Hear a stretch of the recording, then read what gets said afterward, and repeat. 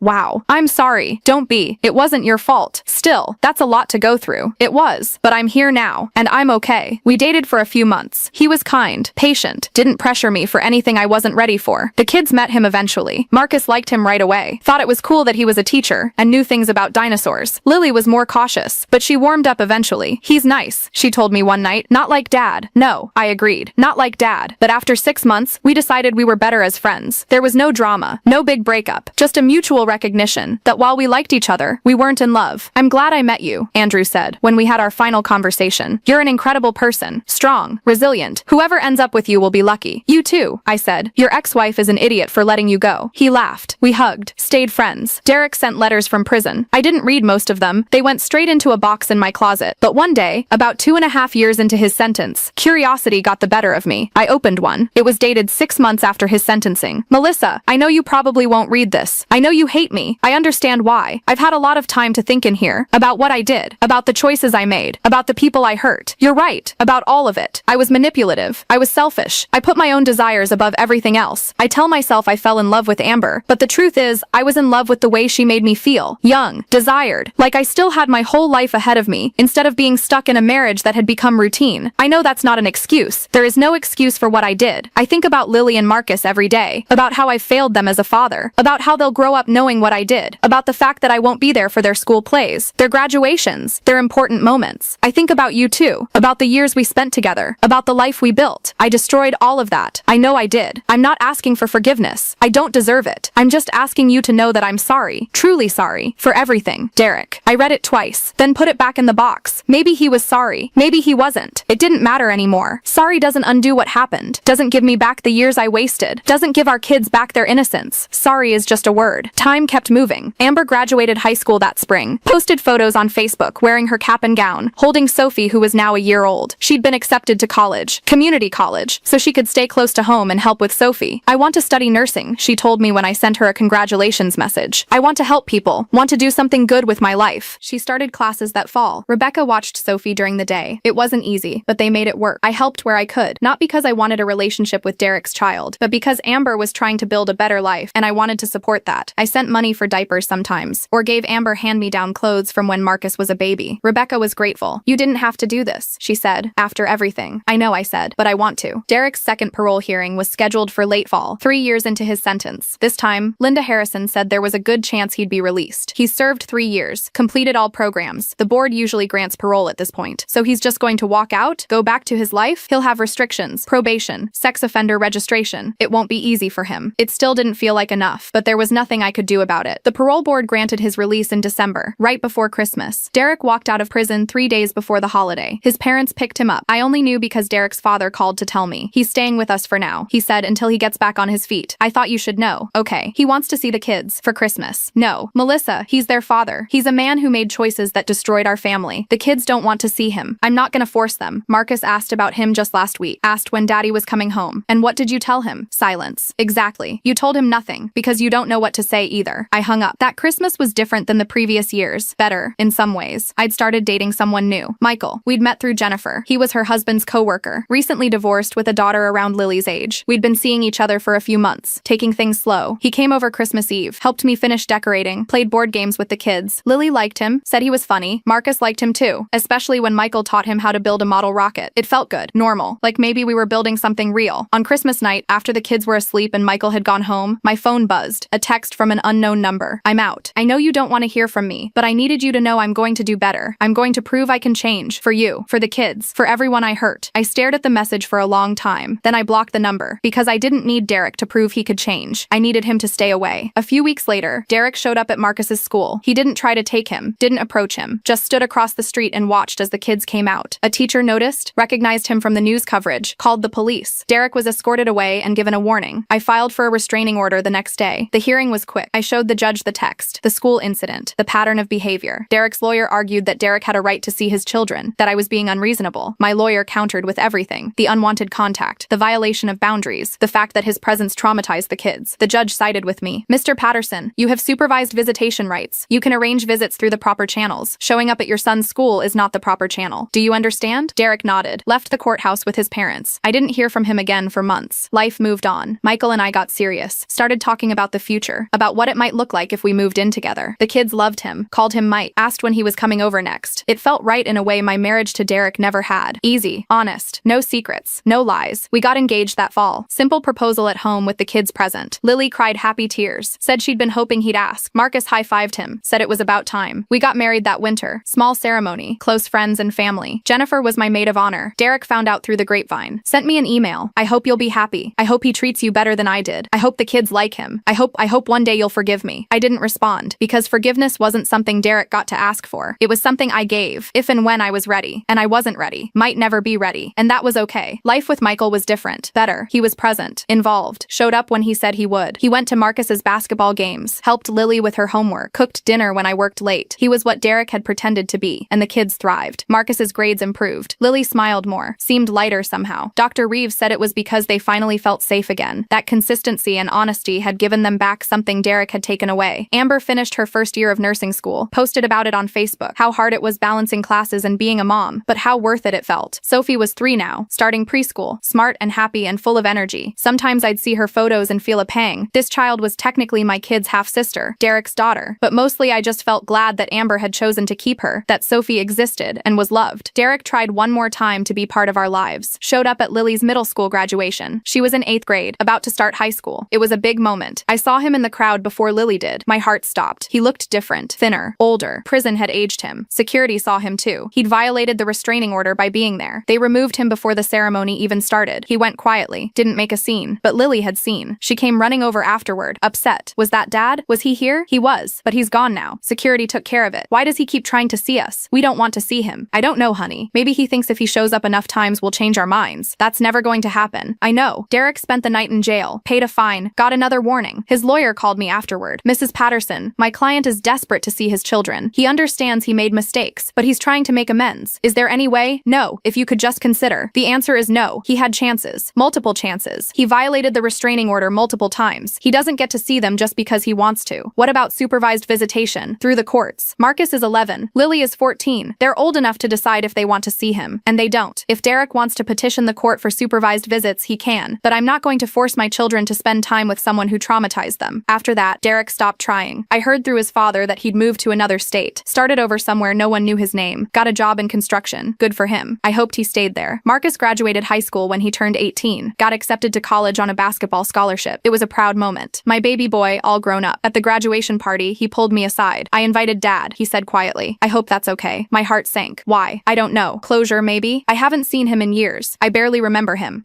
I needed to see him, to know he's real, and not just this story everyone tells. Did he respond? Yeah, he's coming. He won't sit with us or anything. He'll stay in the back. But I wanted you to know. I nodded. Tried to hide my anxiety. Derek came. Sat in the very back row. Didn't try to approach us. After the ceremony, Marcus went over to talk to him. They spoke for maybe 5 minutes. Michael stayed close to me, holding my hand. You okay? He asked. Yeah, I think so. When Marcus came back, I asked, how was it? Weird. He looks old. Tired. What did you talk about? Nothing really. He said he was proud of me. Asked about college. I told him where I was going, and he said that was great. Then we ran out of things to say. Are you glad you talked to him? Marcus thought about it. Yeah, I think I needed to see that he's just a person. Not this big scary thing in my head anymore. Just a guy who made bad choices and has to live with them. Pretty mature perspective. I learned from the best. He hugged me, and I realized that was it. That was the victory. Not Derek going to prison. Not winning the divorce. Not any of the external things. The victory was raising kids who understood nuance, who could see people as complicated, who could acknowledge pain without being consumed by it. That was what Derek couldn't take from us. Lily graduated high school 2 years later, got accepted to an art school in the city. She was talented, had always been good at drawing, but in high school she'd really blossomed. Her portfolio was full of powerful pieces, some about trauma, some about healing, some just beautiful for the sake of being beautiful. She didn't invite Derek to her graduation, didn't even consider it. When I asked if she wanted to, she said, no, he doesn't get to be part of my successes. He wasn't there for the hard parts. He doesn't get the good parts either. I understood, respected her choice. After she graduated, she came to me with something. I want to talk to Amber, she said, and Sophie, if that's okay. Why? Because Sophie is technically my half-sister, and I've been thinking about that, about how she's innocent in all of this, and maybe it would be good to know her, not as Dad's daughter, just as a person. We arranged a meeting at a coffee shop, neutral territory. Amber brought Sophie, who was now 7, a bright, chatty little girl who loved dinosaurs and art. Lily and Sophie hit it off immediately, talked about drawing, about favorite colors, about nothing and everything. Amber and I watched them together. Thank you for this, Amber said, for letting them meet. Thank Lily. It was her idea. Still, you could have said no. Yeah, but holding on to anger forever doesn't help anyone. And Sophie deserves to know her siblings, if they want to know her. Marcus met Sophie a few months later. Was awkward at first. He was 19 and had no idea how to talk to a 7-year-old. But Sophie broke the ice by asking if he could teach her to play basketball. They spent an afternoon in the park. Marcus teaching Sophie to dribble. Sophie laughing every time she missed a shot. It was strange, and beautiful, and healing in ways I hadn't expected. Now, 10 years after everything fell apart, I'm sitting in my kitchen drinking coffee. Michael is making breakfast. The smell of bacon fills the house. The kids are both off at college. Marcus is in his junior year. Lily is in her 2nd year of art school. The house is quiet, peaceful. I still think about those days sometimes. The discovery, the confrontation, the arrest, the trial, but they don't hurt the way they used to. They're just part of my story now. Part of what made me who I am. Stronger, wiser, less willing to accept less than I deserve. Jennifer still tells me I should write a book, that my story could help other women. Maybe someday I will. Amber is a nurse now, works at the children's hospital, engaged to a paramedic named Ryan, who treats Sophie like his own daughter. They're getting married next summer. I'm invited to the wedding. I'm going to go. Sophie is doing well. Smart kid. Wants to be a scientist when she grows up. She knows Derek is her father. Amber told her when she was old enough to understand. But she doesn't have a relationship with him. He sends cards sometimes, Amber told me recently. On her birthday. Holidays. She reads them but doesn't respond. How does she feel about him? Curious, I think, but not ready to meet him. Maybe someday. Or maybe not. It's her choice. Derek is still out there somewhere, living in another state, working, trying to rebuild. I don't wish him harm, but I don't wish him well either. He's just gone. A chapter that's closed, and I'm okay with that. More than okay. Last month, Marcus brought his girlfriend home for Thanksgiving. A sweet girl named Vanessa Vanessa, who's studying engineering. Lily came home too, brought her portfolio to show us her latest work. We sat around the table, me, Michael, the kids, Vanessa, Michael's daughter Emma, who's become close with Lily, and I looked around at this family we'd built. Not the family I'd planned, but the family I had, and it was good, better than good. It was real, honest, built on truth instead of lies. Sometimes people ask me if I regret how I handled things, if I wish I'd done it differently. The answer is no. I did what I had to do, what felt right. I protected Amber, protected my kids, protected myself, and in the end, that's what matters. Not revenge, not punishment, just protection, just survival, just building something new from the ashes of something broken. The house is mine now, really mine. I repainted the bedroom years ago, got rid of Derek's office, turned it into a reading room with big windows and comfortable chairs. Michael added bookshelves, made it cozy. Sometimes I sit in there with a cup of tea and look out the window and think about how different my life is now. Better different, harder different in some ways, but mine, all mine. My phone buzzes. It's a text from Lily. Love you, Mom. Thanks for always protecting us, even when it was hard. I smile, type back, love you too, baby, always. And I mean it, because that's what this was all about. Not destroying Derek, not getting revenge. It was about protecting the people I loved, and I'd do it all again in a heartbeat. The sun is coming up. Michael hands me a plate of eggs and bacon. What are you thinking about? He asks. Just how far we've come. He kisses the top of my head. We've come pretty far. Yeah, I say, we really have. And that's my story. That's how I went from being the perfect wife to the woman who sent her husband to prison. I don't regret it. Not even a little bit. Because sometimes the bravest thing you can do is burn down everything you built and start over. And sometimes that's exactly what you need to do to survive.